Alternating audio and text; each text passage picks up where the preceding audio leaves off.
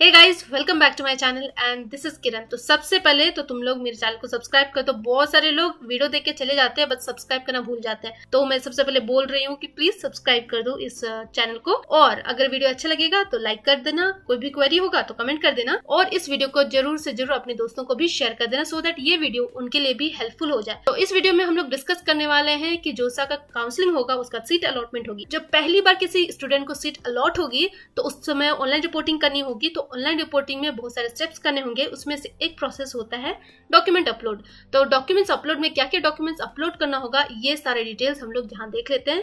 सबसे पहला तुम देख सकते हो ये NIT प्लस सिस्टम के लिए। NIT प्लस सिस्टम तुमको पता ही है, ट्रिपल ITs आ जाएंगे, NITs आ जाएंगे और जितने भी GFTIs आ जाएंगे। मतलब कि IIT को छोड़ के जितने भी कॉलेजेस हैं वो NIT प्लस सिस्टम में आते हैं।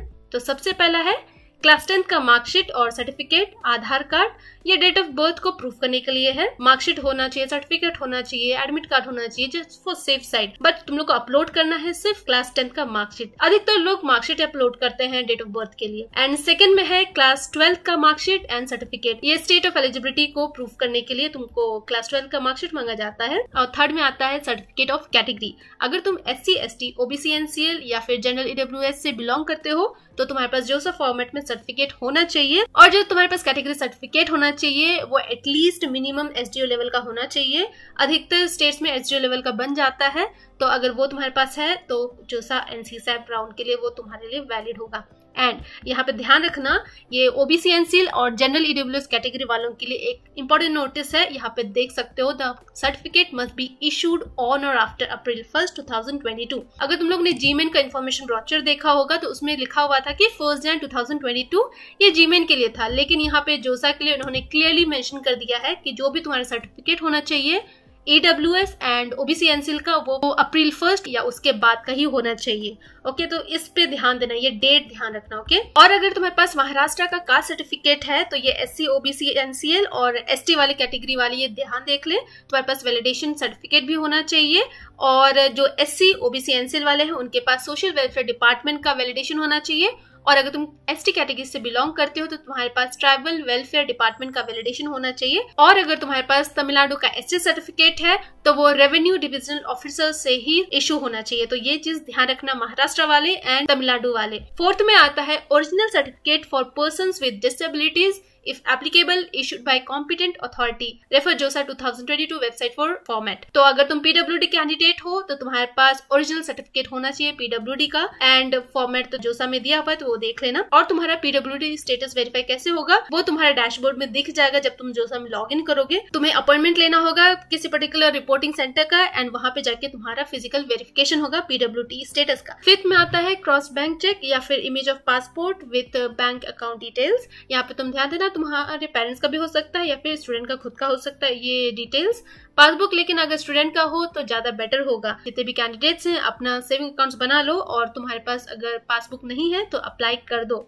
एंड सिक्स में है मेडिकल सर्टिफिकेट। मेडिकल सर्टिफिकेट का फॉर्मेट भी जोसा में दिया हुआ है तो तुम लोग देख लेना एंड उसको बनवा लो। 12 तारीख से काउंसलिंग स्टार्ट है, इसलिए इट्स बेटर कि तुम लोग मेडिकल सर्टिफिकेट भी अभी बनवा लो। एंड जोसा फॉर्मेट का प्रिंट आउट ले लेना, या किसी भी डॉक्टर से बनवा सकते हो बट उनका ध्यान देना वो रजिस्ट्रेशन नंबर होना चाहिए। 7th में है passport if applicable, and 8th में है एडमिट कार्ड ऑफ GMAIN। और हाँ, यहाँ पे स्कोर कार्ड ऑफ GMAIN भी तुम लोग प्रिंट आउट ले लेना एंड उसका इमेज भी सेव करके रख देना। उसके अलावा और भी कुछ इंस्ट्रक्शंस है जैसे कि तुम यहाँ देख सकते हो। If the original certificates are not in English और Hindi, English Hindi version translation of such certificates duly certified by the principal और डायरेक्टर और other competent authority of the graduating institute will be required during the verification of documents.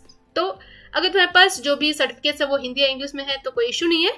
इसके अलावा किसी और other language में है तो तुम लोग को उसको ट्रांसलेट करके फिर से अटेस्टेड करवाना होगा जो भी अथॉरिटी है। नेक्स्ट में हम लोग देख लेते हैं IIT के लिए क्या क्या डॉक्यूमेंट्स चाहिए।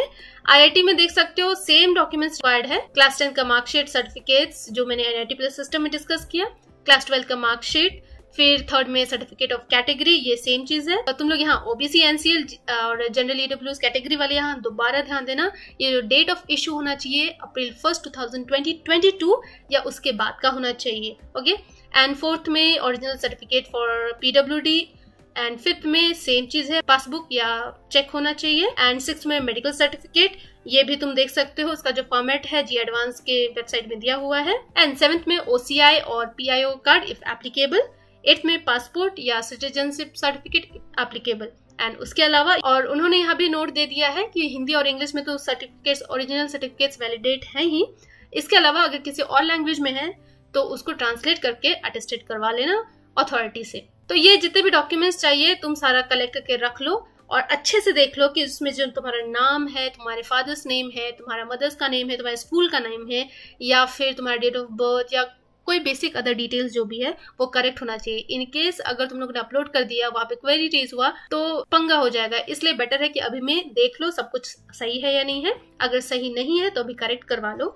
और इन केस उस टाइम तुम लोग को पता चला अच्छा कुछ मिस हो गया तो उसमें क्या करना, तो तुम लोग कचहरी जाके एक एफिडेविट बनवा लेना। अगर नेम स्पेलिंग में मिस्टेक है तो जाके कचहरी में बोलना कि एफिडेविट बनवाना है नेम के लिए, तो वो लोग बना देंगे। एंड वही एफिडेविट तुम लोग को अपलोड करना है क्वेरी रिजॉल्व करने के लिए। तो ये सारी चीज देख लेना। और दोबारा मैं बोल रही हूँ, जो भी ओबीसी, एनसीएल और ईडब्ल्यूएस कैटेगरी के स्टूडेंट है वो ये इशू डेट दोबारा देख ले। अप्रैल 1, 2022 मेंशन्ड है। जीमेन का जैन था बट जोसा के लिए अप्रैल 1, 2022 है। तो इस वीडियो के लिए बस इतना ही था। जाने से पहले सब्सक्राइब कर देना चैनल को, और कोई भी इशू है तो कमेंट करके पूछ लेना। मैं मिलती हूँ नेक्स्ट वीडियो में।